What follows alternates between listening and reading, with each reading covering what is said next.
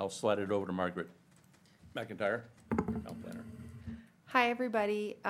We are gathered here this afternoon to discuss the results of a study that we started in 2025. We got a grant through the Community Resiliency Partnership through MOCA, which we've talked about a lot. We really wanted to Thanks for reminding me. the grant we got was to map future flood risks in Harpswell. And the goal of this project was really to bring planning level detail to all residents and be able, for residents and property owners and community members to be able to plan for future resiliency on their own for their own private infrastructure. Harpswell's received a couple grants over the last few years to look at vulnerable town roads and map what sea level rise and future flood risk will look for some vulnerable town roads. We looked at, I think we did Lookout Point, we did Abner Point, we did Lowell's Cove Road, and then we did some kind of high-level engineering to look at what the hard solutions would be if we wanted to make those roads more resilient. And this project allows homeowners to see how future sea level rise will impact their properties and their infrastructure, and give them those details to make those resiliency planning measures on a local level. So we partnered with a company called Stantec. Scott Hayward is here from Stantec, and he's going to be presenting his findings of all the modeling that he's done. And then during the select board meeting at 5 o'clock, we have our Bowdoin Fellow Ketcher, who's going to be presenting a story map to help explain the project. Wow.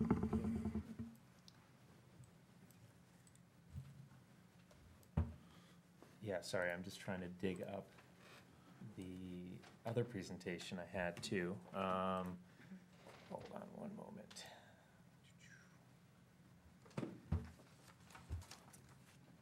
I also need to join the Zoom call. So I'm trying to get caught up here. Apologies. Hey, no pressure. Okay, good. I guess I'll give a general kind of introduction to the project.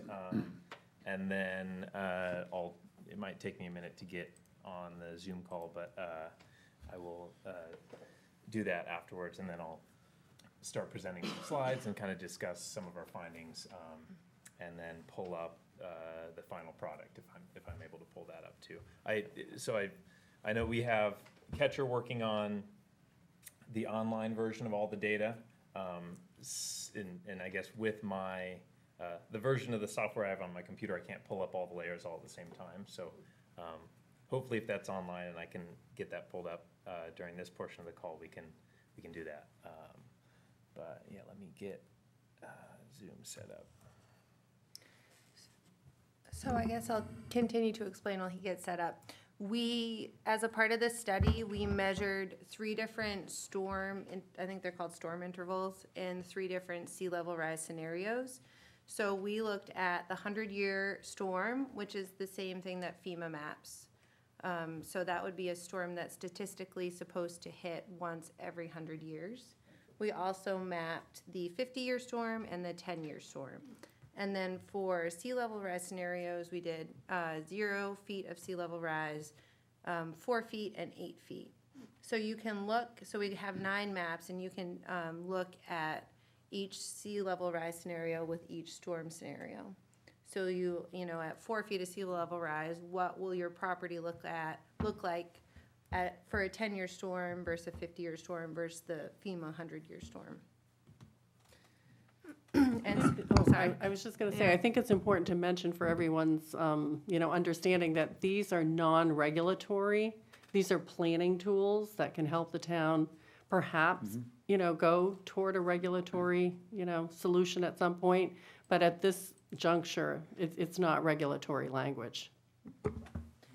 So all the maps are going to be available in ArcGIS Online, which is where we have right now the only product that we have on our website is our shoreline zoning map. But what they've been working on is getting all that data pulled into ArcGIS Pro and then formatted to put in online. And then we will be hosting that data on our website for all residents to be able to see.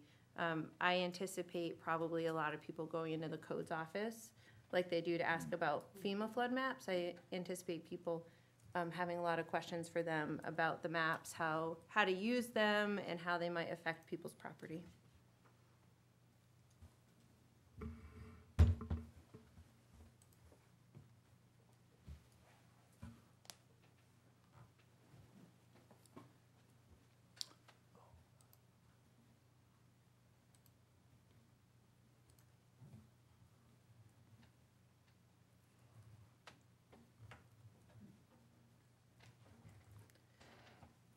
I can keep talking, guys.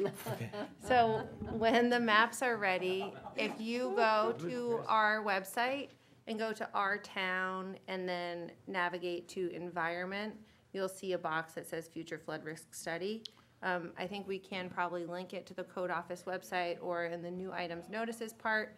But we really want people to be able to use, all residents to be able to use this tool to make future planning decisions. You know, I anticipate you looking at it maybe before you buy a house or before you make capital investments on your, you know, I think Denise lives on a privately owned road, so maybe before her road association makes big improvements, maybe they'll look at how future flood risk will affect their property and their road and be able to make some better informed decisions. Yeah, so I guess I should be able to, let me see if I can share screens real quick.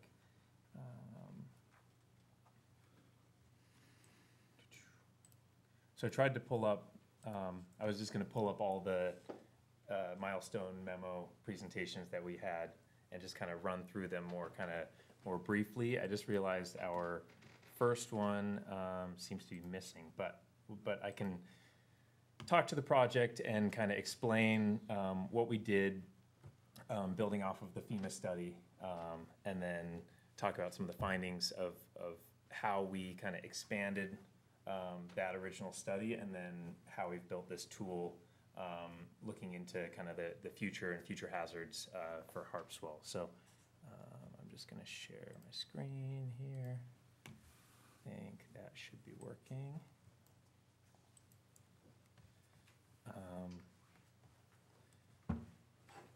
So I'm just gonna, I'll kind of quickly run through the background of this project, but essentially the kind of original idea for this was to build off of the big push that we had done in terms of putting together the York and Cumberland County FEMA appeals. So these were the 2017 preliminary maps that FEMA had come up with, and myself and my colleague Nate Dill back at Ransom Consulting had appealed the maps with several different towns in southern Maine. It was really a lot of data that we analyzed and also put together in terms of in order to kind of better understand the present day risk. So that was the current, future 100-year storm scenario. And with that, we did a full understanding of the risk from extratropical storms. So those are our like nor'easter storms, and then potential risk for hurricanes, which Maine and the Gulf of Maine has never really been impacted by a hurricane, but also looking in terms of like determining the flood risk, you need to also consider the potential for hurricanes to hit. We did that study, and kind of out of that study was a whole bunch of usable data, but it really is just looking at the present day. And if you want to look into the future, it's always good to consider sea level rise on top of that. So our approach with this project was to take that study, which had been done looking at storms that had occurred up to, I believe, 2015. And in light of the storms that had occurred in 2024, we kind of wanted to bolster the data in there, look at the more recent storms and see if, have those recent storms impacted the present day flood risk. And then when we look at sea level rise on top of that, can we kind of use that to get a good understanding of future flood risk?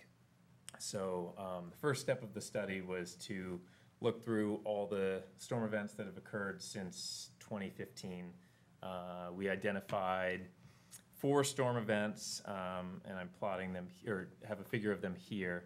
There was a storm in January 2018, a December 2022 storm, and then those 2 January 2024 storm events that occurred kind of within the same week.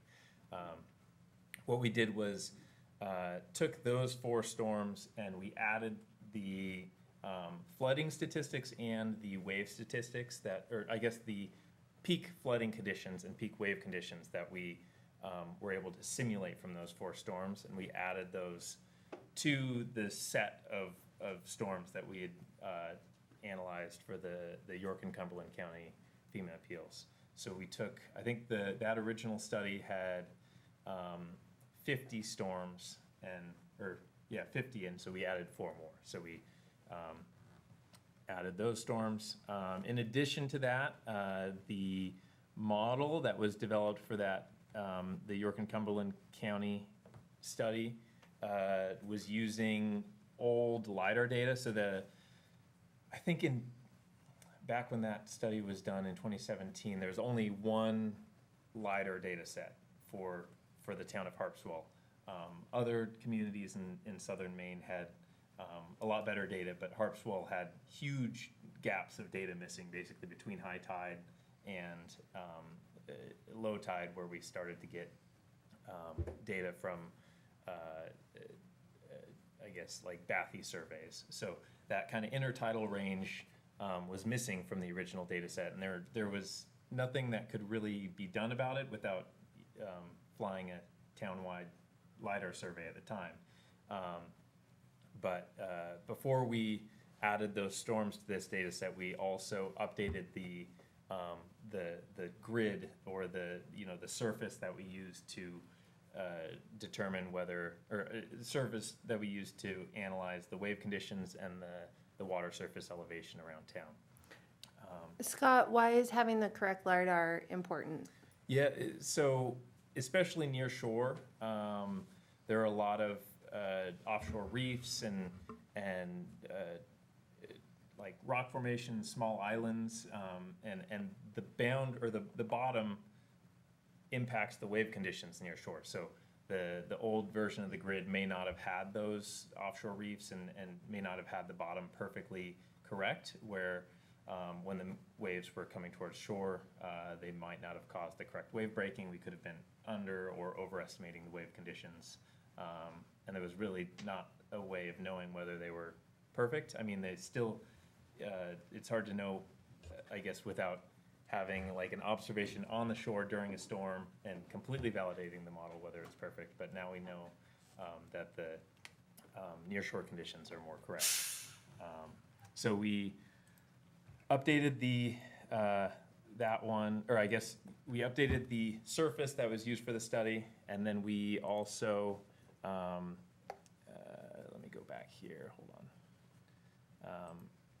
We also updated the storm set, but following that, we were, let me pull this up. Second one.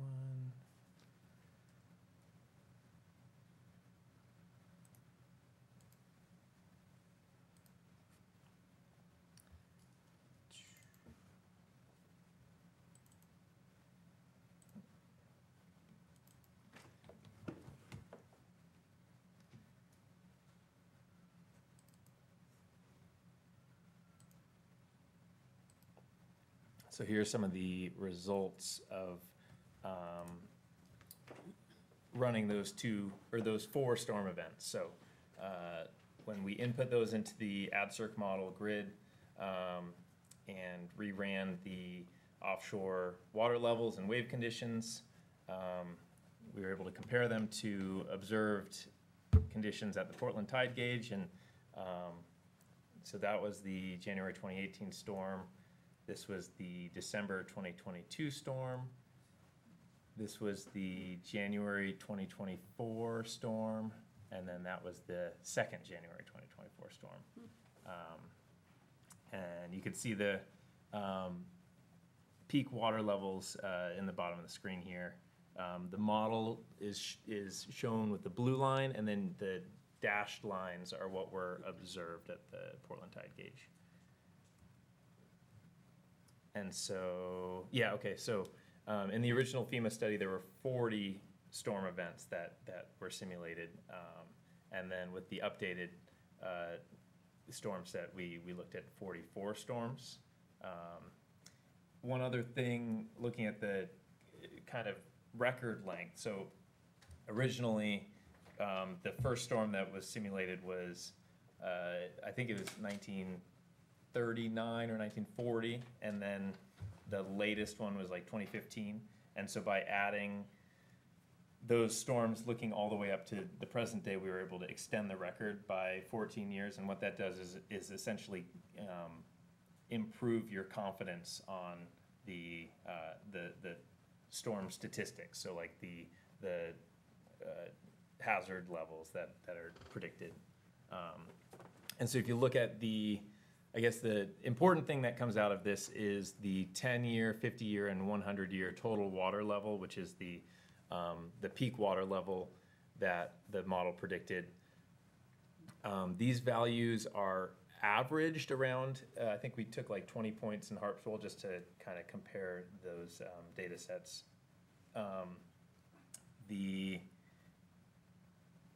What is it? Yeah, if you look and compare the original FEMA study to the updated one, you can see the 10-year water level came up by about 0.4 of a foot. The 50-year water level came up by more than 1/2 of a foot, and then the 100-year water level came up by about 0.3 of a foot. So what you kind of see from this is it impacted the 100-year and the 10-year water level, but those storms that were all added were significant enough where they impacted that like medium return period storm event. So the like 50-year water level, the model is more confident that that's going to be more severe than what we had originally thought with that past study. So these figures show the wave height statistics throughout the town of Harpswell. So these are showing the 10-year wave height statistics, the 50-year, and then 100-year, and what is I think that. Okay, so the right figures are showing the values without sea level rise, and then the left figures are showing with sea level rise. So we've also reran some of those storms with 8 feet of sea level rise to understand how, when you add more water, how does the wave hazard change in near the shore. So really what's happening is when the water level increases, the reefs and offshore bathymetry that could impact the waves and reduce the waves are submerged, and so the waves travel over those, and then they reach the shoreline with more energy. And so here are the 25 data points that we used to compare all the values. And then kind of a summary table comparing the FEMA statistics. So that's like, what is the present year, 10-year, 50-year, and 100-year water levels. The updated statistics, so that's after we did our study, how are those same levels changing, and then the difference between those. And so, sorry, the sharing thing's in my way, so it's hard to see on my screen. So in general, we're seeing pretty much like a 5% increase in water elevation, for the 10-year storm, and then a 4% increase for the 100-year, but then for the 50-year, there's like a 6 to 7% increase in water level. And then when you look at the wave conditions, it changes pretty significantly. So, and we're looking at the same thing here. So we're looking at the FEMA statistics compared to the updated statistics. Actually, for the wave conditions, we saw the addition of those 4 storms were not significant. But, sorry, I wanted to go to, oh, I don't have the, It could, oh, I think those data points are interesting, the 25. and then after we updated the statistics, we also are looking at the wave run up near the shoreline. So this is kind of the like one of the key parts of this study that we kind of looked into was since we know Harpswell is such a steep shoreline, the primary hazard is not necessarily the waves near shore or the flooding depth. It's what are the waves doing when they hit the shoreline. So are they running up and essentially just going up the slope and returning, or is there a structure there that they might hit with energy as they run up the shoreline? And so what we ended up doing is selecting around 2,500 transects around the shoreline of the town. And we drew these by looking at the elevation of the shoreline at kind of a regular interval. So if you look at the bottom right of the screen here, what's going on is those points are kind of guiding us. Okay, these are every 50 feet along the shoreline, and we're actually clicking all the the locations of where these calculations should be done. We had tried to initially automate this process, but we realized with how much the shoreline changes, when you automate a process that's drawing a whole bunch of lines that are used for calculations, that they might end up with, the transects are drawn in the wrong direction, or they aren't necessarily representative of that section of shoreline. So by having, users going in and clicking all the points and kind of drawing those transects based on how they think the shoreline looks there, you end up with a better result. So, yeah, I ended up clicking, 5,000 times to make all those lines. will you explain what a transect is? Yeah, so I'll go into that. I can go into that a little further on the next slides, but in general, it's essentially a slice of the shoreline. So the statistics for the water elevation and the wave conditions and the flooding that we use for the input for this are in 2 dimensions. So it's throughout town, it's in 2 dimensions, but the resolution isn't very high. So those are, one point might be every 300 feet or so. But when you're trying to look at high level detail near the shoreline, you really want to be looking at like every 2 to 4 feet, especially when you have a shoreline that varies as much as the shoreline does here. And so what we did is we take the data just offshore, and then we essentially cut a slice of the shoreline and take 1 foot elevation increments, and then we use that to perform like near shore high resolution calculations. So we take 2 dimensions and go back to 1 dimension, and then for the final mapping products, we turn it back into 2 dimensions in order to visualize the data. And so here, I'm just gonna jump out of here real quick and go into this. Sorry for so many different slides here. And so, back at this. So I guess what does the final product look like? Essentially what we put together were 9 different maps.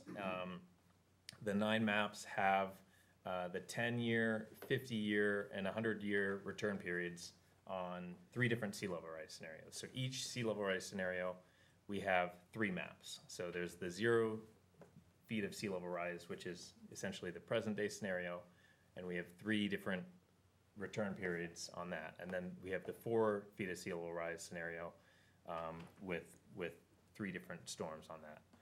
And same thing for 8. So just kind of to explain the different scenarios, the ARI, or annual recurrence interval, are those like 10, 50, or 100-year scenarios. And those are kind of the expected time between those events. So a 10-year storm is a storm you would expect to have every 10 years. That doesn't mean it's going to happen every 10 years. You can have 4 10-year storms in 1 year. Same with the 50 and 100-year. The 50-year return period storm is something you would expect there to be around 50 years between. But as we saw in 2024, there were multiple storms between the 50 and 100-year storm that happened within 1 week. So that's kind of explaining what the ARI is. And then also for sea level rise, one of the reasons we chose different feet of sea level rise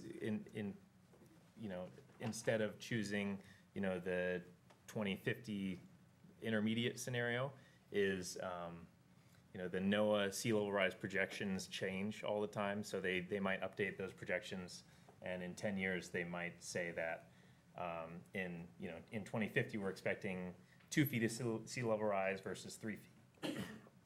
And by looking at the maps in specific elevations or heights of sea level rise instead of just scenarios, we can these maps can be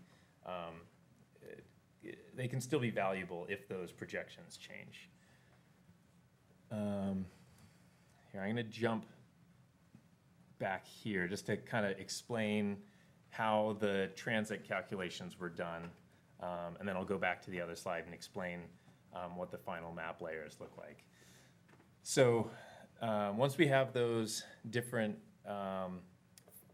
flood scenarios, what we do to map the hazards is essentially calculate the wave conditions along the shoreline and also the wave run-up. So at each of these transects along the shoreline, we've calculated the 2% wave run-up, which is essentially the same value that FEMA uses to determine their hazard layer for their maps. And so we map that run-up elevation, and then we also assign some kind of automated methods for kind of post-processing the results. And so if you look at this figure, it's a little bit hard to see, but the this shoreline here, this slope corresponds to this transect, which is on Bailey Island, kind of near Giant Steps or Giant Stairs. And if you look, it's a very steep shoreline, and in the program that we ran to calculate the wave run-up, it calculated a run-up height of 15 meters, so that's like 45 feet. That's pretty significant. If you were to calculate this in a FEMA study, you wouldn't just take that 45 feet and go all the way to the 45-foot elevation. What you would do is you look at the 45-foot run-up and you look at the shoreline.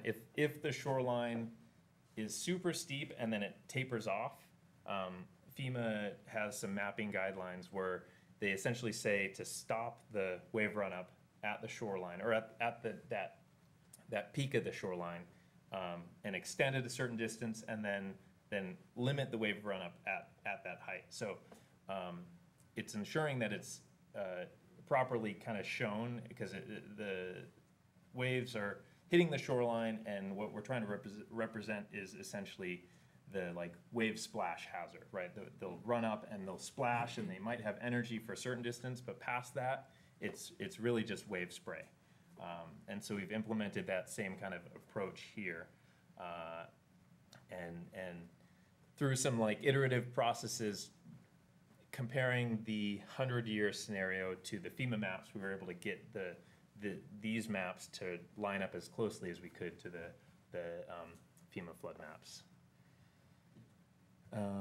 And I'll go back up here, so I'm gonna kind of describe the different flood hazards that we have in here. Oh, do you think you could close that so I can? Yeah. There's essentially 3 different layers for the 2-dimensional maps. The static flood depth, which represents the depth of water over ground. This isn't the moving water, so this is essentially where does the water, the average water level reach during the peak of a storm. So what's the highest or the deepest that we would expect a flood to inundate an area during a storm. These are shown in 1-foot increments, so you could see 0 to 1 feet, 1 to 2 feet, ranging up to 10 feet deep. Anything below 10 feet deep, we've just shaded as 10 feet deep. So we've assumed if you're more than 10 feet underwater, it probably isn't any additional info needed. So you're pretty flooded. In terms of the run-up hazard, we classified this based on some kind of guidance, comparing it to the FEMA guidance. So the minimal and moderate wave run-up, this might be wave splash, or the waves have enough, or the run-up might have enough energy to move some things around. Maybe anything in that area would get wet, probably, but wouldn't necessarily be damaged. Once you're looking at the high and severe areas for the run-up hazard, those are areas where you could expect to see some damage. And those roughly align with what FEMA would classify as a V zone or VE zone. And then the wave height map also is shown everywhere over water, so you can see anywhere that's flooded. We also have wave condition data, so you can, if you had a dock or some sort of in-water structure that you wanted to look at what wave conditions might occur, then you can look at that wave height map. Yeah, I'm gonna just pull up my viewer here and kind of generally explain some of these maps. So right now, I've just pulled up the 100-year flood map, or the 100-year return period. I'm showing the run-up depth and the static flood depth here. And I'm just gonna zoom in, or I'm gonna toggle on and off the FEMA flood map just so you can see how that compares to this. So if I turn that on, I should move that here. And what I'll do too is I'm gonna turn off the aerial just so you can see. So right here is the extent of the FEMA flood map. So you can, if you look at the black line, that shows the extent of the flood map, and then also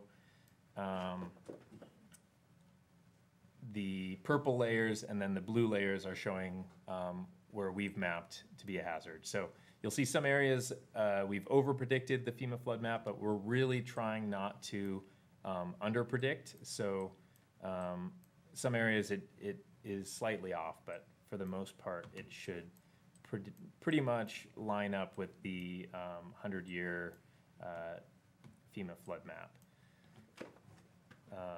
And so I guess right now I'm zooming into Bailey Island, which, as you all know, is very exposed to the ocean. So anywhere, especially on the east side here, is going to have really high wave energy. And so you see lots of this purple zone showing high run-up hazard. The shoreline is very steep, so you're not going to see a lot of variation in this static flood depth layer. It's all going to look very blue here. But if we look over this other side, can one of you remind me this cove, the name of this cove here? Mackerel Cove, that's right, that's right. So if you look at Mackerel Cove, you can see this area near the beach is slightly underwater.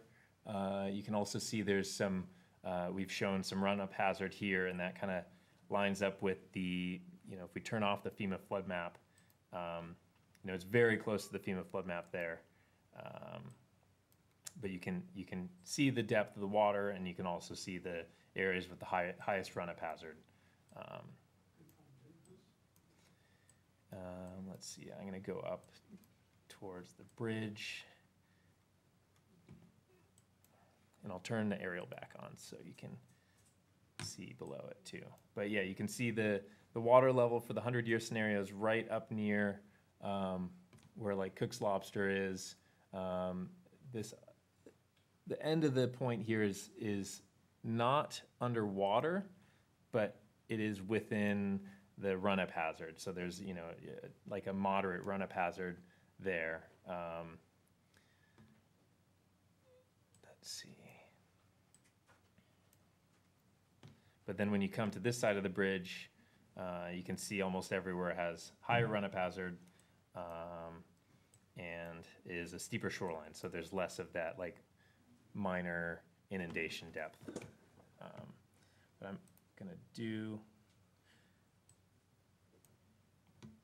I'm also gonna pull up on the side the, what is it?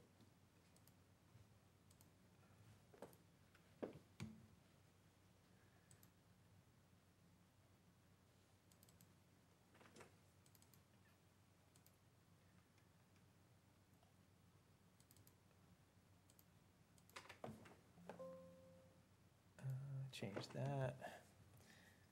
And so here I'll pull up all the maps. Might take me a minute to pull some of these up.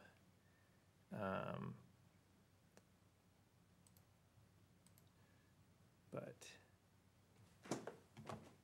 I'll generally just show what the 10-year flood might look like for the present day, and then compare that to some of the future scenarios.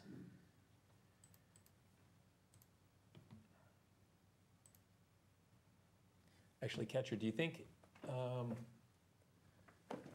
I was trying to find the online version, but I couldn't. Do you think you could try and pull it up here? Yeah, did you get my email? Oh, no, I didn't. Sorry, I sent links that. Okay. I'm not 100% confident would work, but. Yeah, let's try that. Try that first, and then otherwise I can bring my computer up. Okay.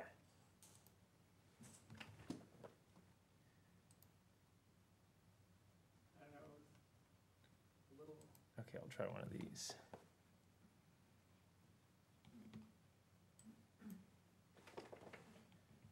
No, okay. Sorry. It was not immediately clear to me, how one would share a WebNet link, which is kind of bizarre, but I can bring that up. I'll try a few of these just in case. Oh, wait. No, this one worked. Okay. All right, let's try that. All right, this is a good one. This is the 0-100 year. And here, I'll close this and hopefully.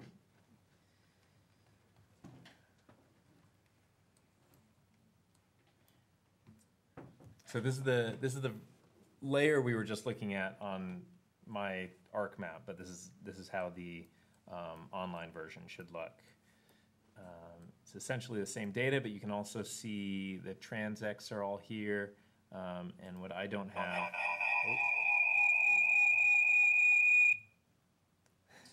We've heard that. Yeah. before.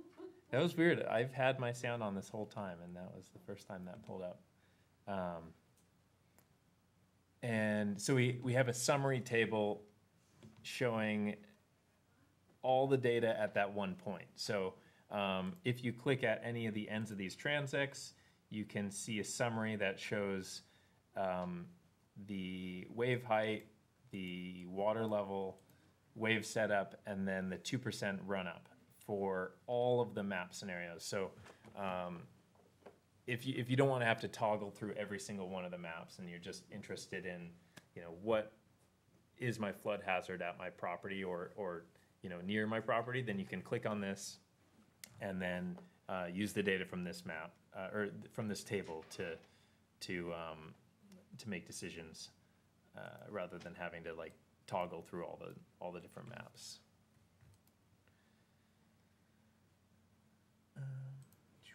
Let's see, try a different one.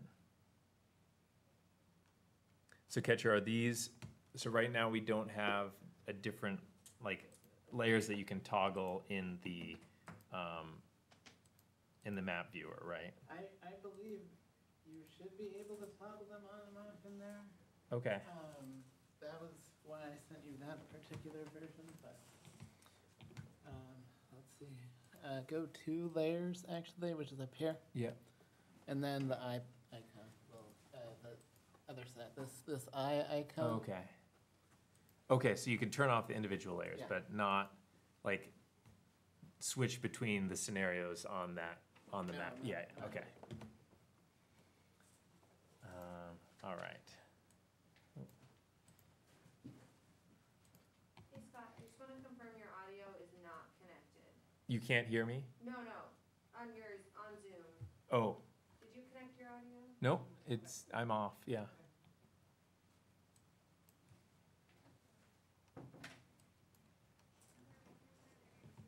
So I'll pull these up side by side, but these are, on this side is so the right side is our 8 feet of sea level rise, 100-year storm scenario. And then on the left is the present day 100-year storm scenario. So you can see the difference in the flooded areas, but also compare the run-up hazard with the current hazard. So just looking side by side.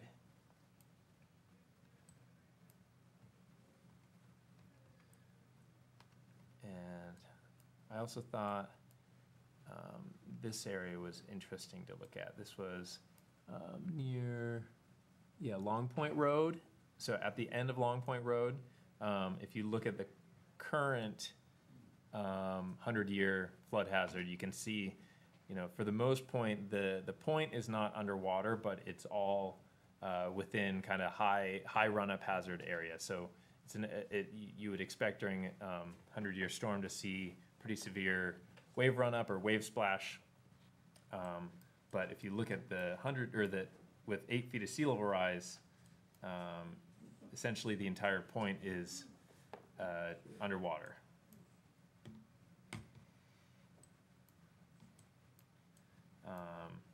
It's also can be, these maps are great to look at some of the roads, so you can see, how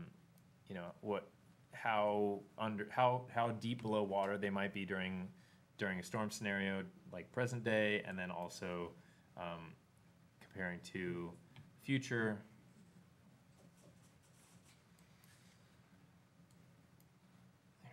I'm gonna pull up the 4-year one too, because let's see the 4-year 10 scenario.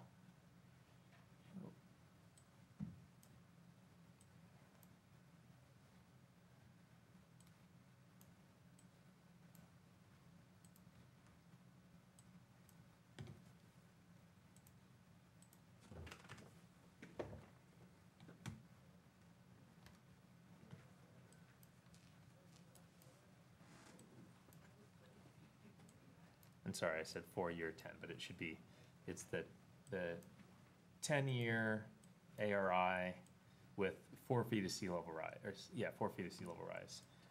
And so if you compare that to the present day 100-year scenario, you actually see it's probably more severe flooding than you would see during the present day 100-year scenario. And you compare out of the point 2.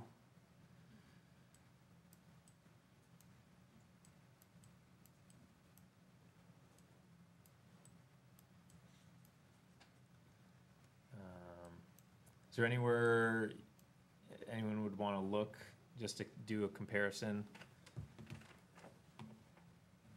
Go over the basin, Where? the basin, on 123. Basin Okay. Road. Basin Cove. Is that, To the left or at the bottom? Between Ash Point and Basin Cove. okay. Zero on Kristen's house. Here? Right there, yeah. Okay, I'll do that. Yeah, so again, the left one is the present day 100-year flooding scenario. And then the right is the 4 feet of sea level rise, 10-year return period scenario. Back to where it was originally years ago.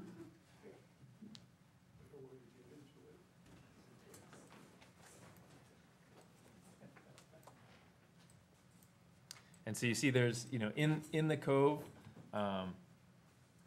there's not a large amount of run-up hazard just because it's very sheltered still and that, that's not gonna change. But then as you start to go out to the exposed points, you see that run-up hazard area expands. And one thing you'll see too is when you start to compare the lower return period scenarios with higher sea level rise to the current higher return period scenarios, you'll see that the more exposed points actually have higher run-up hazard, and that's just due to the higher wave hazard. And so you'll see like at the more exposed points, the higher risk is still gonna be during that higher severity event. But then as you start to go into the more sheltered areas, you start to see a larger impact from higher sea levels. Hey, Scott, I'm gonna have to stop you in 5 minutes. Yeah, no, of course. We've got a hard stop at 6. Yep. so. So maybe we could open it up to any Yeah, questions? Good. I think one question we got at the non-resident taxpayer meeting is where you're measuring zero from. So it's 0 feet of sea level rise. Yeah. When is that? So 0, I guess in terms of sea level rise, 0 is measured from essentially the present day scenario, right? So we're comparing it to the current water levels or current mean water level. But if you're looking at the, Current being 2026? I think it's based off of the current tidal epoch, which is Okay. centered on 2015, I believe. Okay. But I think it's 2015 to 2026 is like a 1/10 of a foot maybe of sea level rise has been observed, so it's, Right. yeah. And then in terms of, I think everything else, if you click on these save points, the value, here, I'm gonna expand this so we can see it a little better. But the numbers in these, the elevations are all NAVD 88, so they're in feet NAVD 88, and we've tried to label everything in here, so. Which is consistent with the FEMA flood map. Same as the FEMA flood map, same as like if you had a property survey done, it would be NAVD 88. So the only thing it's not necessarily easily converted to is mean low, low water, which you would see on like a nautical chart. Yeah. Do you guys have any questions, Matt? When you figure out the wave run up, are you figuring it out for like worst case scenario type of thing? Like Yeah. assuming a storm would be coming from the worst case scenario, and do you figure, like, we're starting to see storms more frequently come out of the southeast? And does that figure into it, the direction that like when you added in the new storms, a lot of those were southeastern blows, does that change the model, Yeah, so and reduce the risk, say, to the western shore? I guess in terms of looking at it's hard to kind of explain the like how the statistics break down, but it's really what you'd expect to see in each location of the map for like once every 10 years or once every 50 years or once every 100 years. Because what we're doing is we're looking at a whole bunch of different scenarios, and then we're essentially adding them all up and then comparing them everywhere. Because if you look at, if you did it differently and you tried to design like the perfect 100-year storm for one location in Harpswell, an area that's exposed to, that might be a southeaster blow, But then if you have a nor'easter that has east wind and northeast wind, a totally different area in town might Right. have a different flood scenario. So this essentially removes that individual storm and breaks it more so down to like Worst case. worst scenario. case scenario for each location. Right. All right, are we good? Yeah. All right, thanks, Scott. Yeah, thanks. I'll stop here. And This just- is live now for the general public. I believe Yes. so, right, Yeah. Catcher? Yeah. It's It will be very not, soon. Okay, very soon. Like with oh, you're talking about the maps themselves? Well, yeah, I Mm. mean, the online versions of the maps are going to go into the story map that we'll present, at the select board meeting shortly, and, that should be online later. We aim to have them on anytime. The goal was today, but, it might be tomorrow. But, right now, Catcher's been working really hard on getting the maps online, and then we're gonna work on getting them loaded onto our website.